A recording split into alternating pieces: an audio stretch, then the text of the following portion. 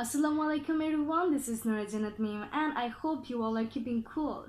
আমরা যদি ইংরেজিতে কথা বলতে চাই তাহলে আমাদের খুব ভালো অ্যামাউন্টের একটা ভোকাবুলারি থাকা উচিত, কারণ তাতে করে আমরা একটা ওয়ার্ডকে বিভিন্নভাবে বলতে পারি, তাতে করে আমাদের কথায়ও ভ্যারিয়েশন আসে। এখন এটা একটা প্রশ্ন হতে পারে যে কিভাবে আমরা নতুন নতুন ভোকাবুলারি শিখতে পারি।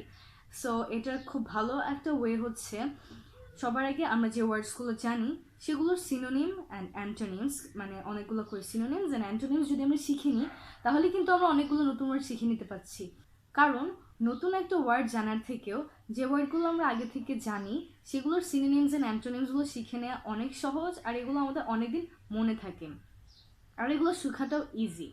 সো আজকে আমরা 10টা ওয়ার্ডের অনেকগুলো করে সিনোনিমস শিখে নিব। So welcome to 1 Minute English with Meem and let's start the lesson today. So at first we have beauty. So beauty কে আমরা কি ভাবে বলতে পারি? আমরা চাইলে ইউজ করতে পারি grace, loveliness, fairness, splendor, prettiness, যার মানে সেই একই যে বিউটি। সো আমরা বিউটির জায়গায় এই পাঁচটার মধ্যে যে কোনো একটাকে ইউজ করতে পারি। দেন উই হ্যাভ অ্যাকিউরেট, যার মানে হচ্ছে যথাযথ বা নির্ভুল। সো এখানে আমরা ইউজ করতে পারি exact, precise, right, correct, true. Then we have afraid, যার মানে হচ্ছে ভীত।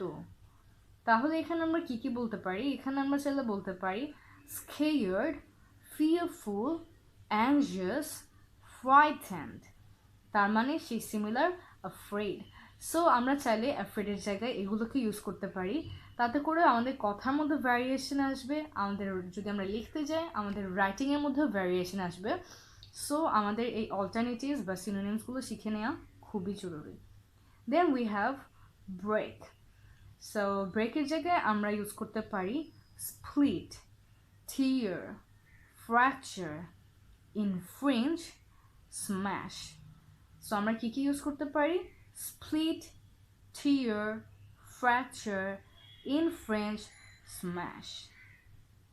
Then we have achieve, যার মানে হচ্ছে অর্জন করা, কোনো কিছু অর্জন করা। সো অ্যাচিভের জায়গায় আমরা ইউজ করতে পারি gain, attain, acquire, conquer. So আমরা চাইলে এগুলোর মধ্যে যে কোনো একটাকে ইউজ করতে পারি অ্যাচিভের জায়গায়, কারণ এগুলোর মিনিংগুলো সিমিলার। দেন আমাদের আছে ক্যালামিটি। সো ক্যালামিটির জায়গায় আমরা কি ইউজ করতে পারি? Misery, distress, disaster, affliction and problems. So এগুলোকে আমরা ক্যালামিটির জায়গায় ইউজ করতে পারি। Then we have ability. So অ্যাবিলিটির জায়গায় আমরা কি ইউজ করতে পারি? অ্যাবিলিটির সময় আমরা বলতে পারি capability, competence, power, talent, skill. So আমরা কিন্তু এখানে যে কোনো একটার জায়গায় আরেকটাকে ইউজ করতে পারি cause they are alternatives. Then we have number 8 bumper, যার মানে হচ্ছে প্রচুর পরিমাণ।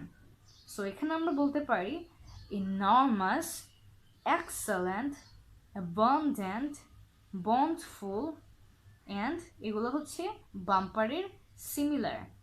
In number 9 we have collect. So collect মানে কোনো কিছু সংগ্রহ করা।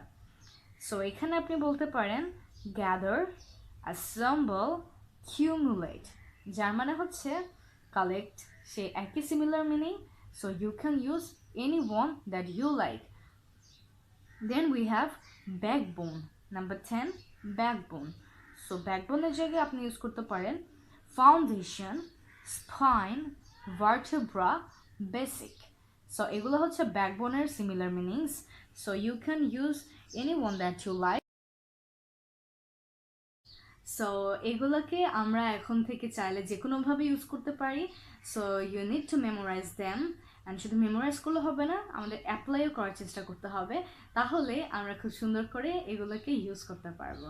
So that's all for today. Take care, আল্লাহ হাফেজ, and see you in my next video. Till then, be good and be safe. Ta-da!